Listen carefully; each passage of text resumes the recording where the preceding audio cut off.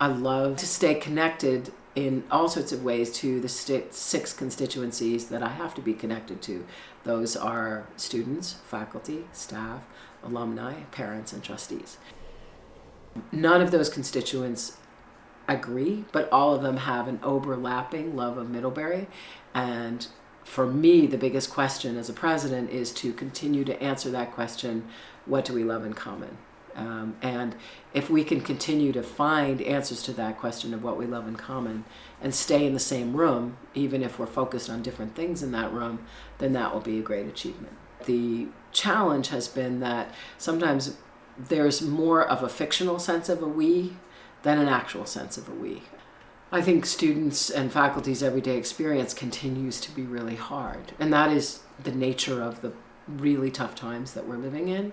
But I also think that living into a new we is hard and painful, and sometimes what the aspirations are and what the kinds of things that we want to get to aren't necessarily reflected in the everyday reality. I think we have splintered into smaller groups. I want to make sure that we do more to really focus on what the experience of students of color or students of a different socioeconomic class than the upper 5%. I want that experience to be good for our students. Balance, no, gee.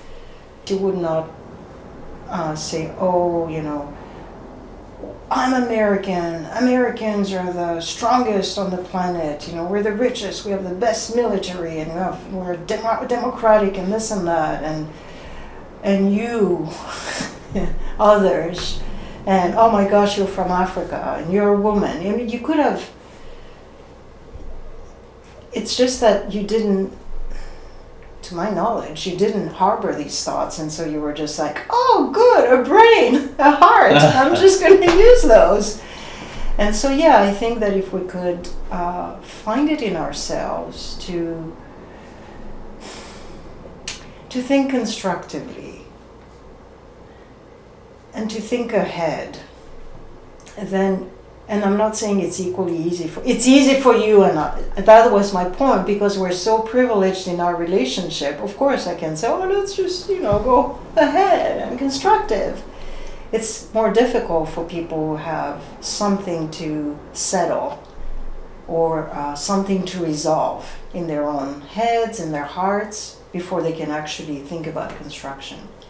For me, one way to overcome our prejudices and, you know, what we think, even our, you know, our biases, is just to look ahead and be forgiving. But I think, you know, in all seriousness, it seems to me that our community here has lost its balance. And we just want to agree openly. We want to agree with each other, and then we just go complain behind closed doors about, I can't believe blah, blah, blah, blah, blah, blah. To the people who are like us. People are like us. It's like reverse oppression or something. People who are not white privileged will say, oh, the whites have oppressed us all along, and there's a dominant culture, blah, blah, and we're always subservient and subjugated, this and that. And so now we're reversing everything. So we're going to behave in the ways that we hated them. We accuse them of behaving. You know what I'm saying? Just like, what kind of logic is that? It's a little bit like the parent who says, don't hit, because kids will want to hit other kids. Don't hit, and then you hit them.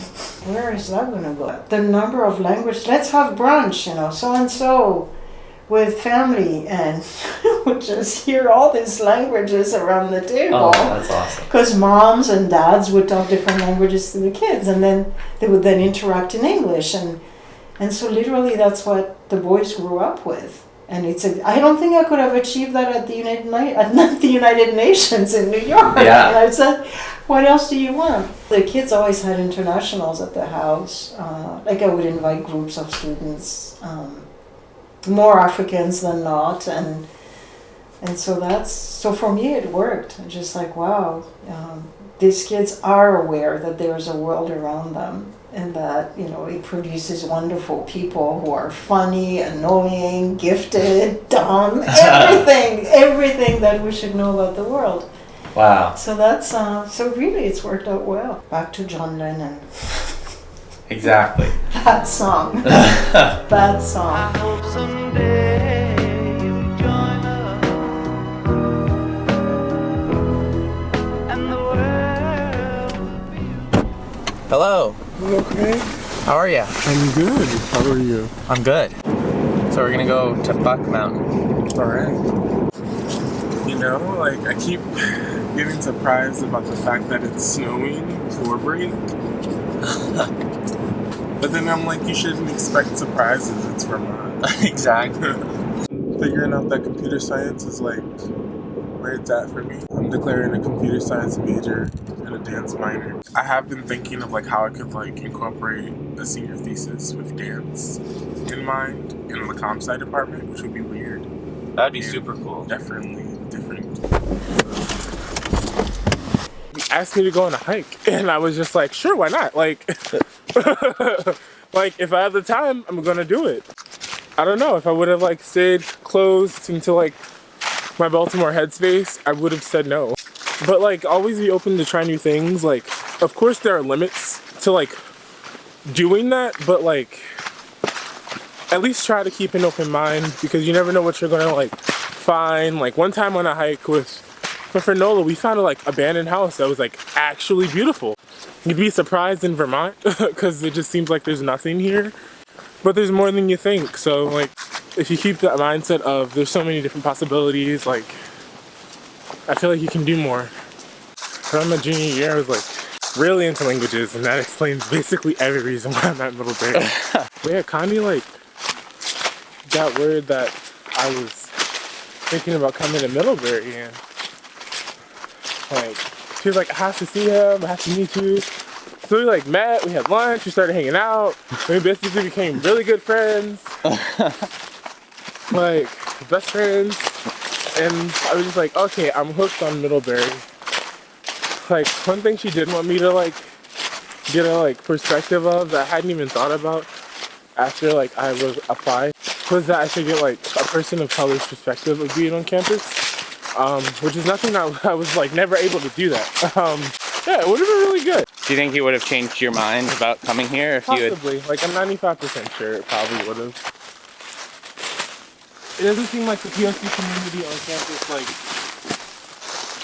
enjoys it here, and I am a part of that community. And it's like I will never say I hate Middlebury, but I dislike qualities of it, and I dislike a lot of things about it. Like, but I can't say I hate the school because like I love comp sci and that's what I'm doing here. I love dance. The people in the dance department are amazing. Like they're helping me figure out like what I want to do with my life. First semester, like they were always talking about how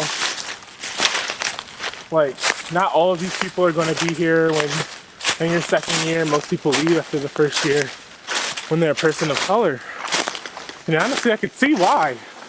I don't know, you don't feel comfortable all the time being a person of color on this campus. Like I come from a school where like white people were the minority and I was the majority. So now I'm like really settling into the fact, oh shit, you're the minority. And that's like a struggle itself. Like mental health is like horrible.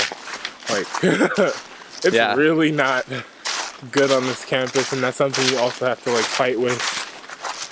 The people that I know who have like issues racially and like especially like with everything that was happening with Addis, I'm just like, damn, like this school's shit. I'm like, they're kind of dicks for doing this stuff. People just don't mess with me.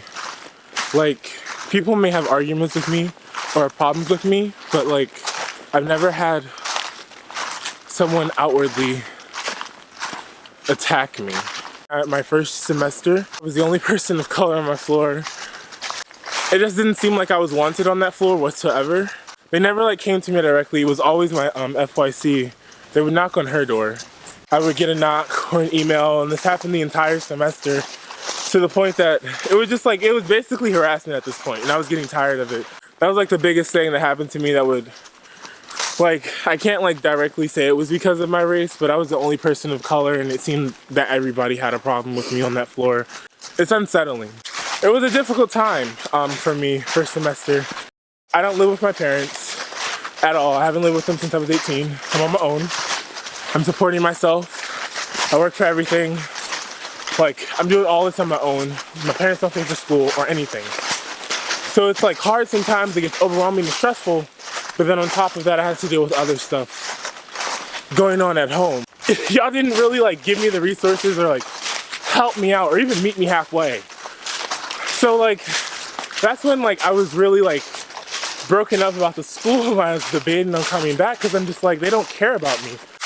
Here we go again with mental health. Like, it started to get hard. And surprisingly, I'm doing a lot more than I did first semester, and I'm doing great in my classes. I'm taking improvisational practices, dance company, world of math, Comp Sci 101. I'm actually the vice president of BSU, the Black Student Union, and I'm in debate just as a debater. I work for mid-rides a lot. I like work 5 shifts a week. That job allows me to do my homework. Definitely gonna look for another job. But like, I try not to like focus on the bad. Like, I really need to like get this degree, and I don't need any distractions. Like, people are fun and all, but when they get too much into like talking about other people, I try to like leave that situation. I've never been able to go to the meetings. I didn't go to the town hall because it happened during class.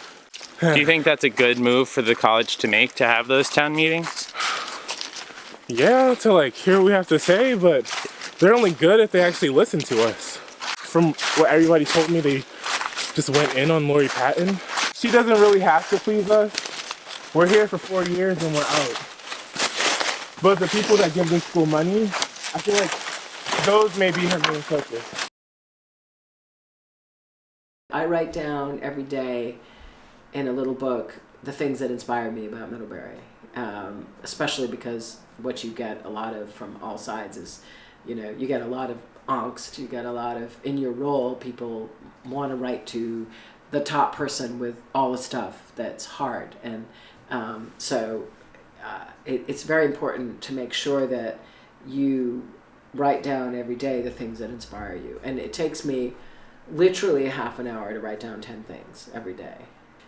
Do one intentional thing that you have to think about, and take the time maybe to sit and think about it, to contemplate what that would look like, contemplate the nature of what your habits are, and change your habit just a little bit every day.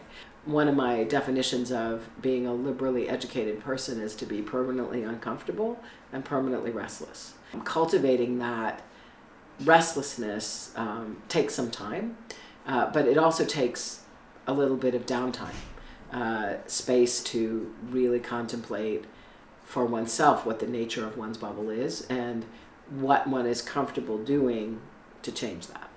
Be brave enough to invite someone out for coffee that is completely not in your bubble, and just do it. And say, I'm going to maintain a connection with that person. Not worry about what they think about you or what their impression is of you, but just hang out with them and see what they're about.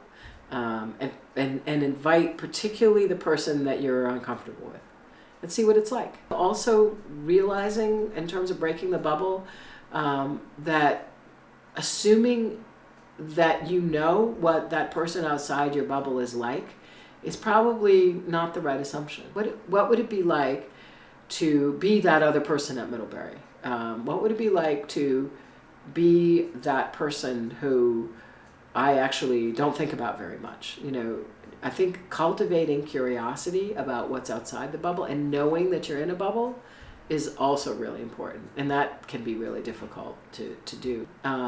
Being curious about what's outside the bubble is the number one thing that I see sometimes missing in our different bubbles.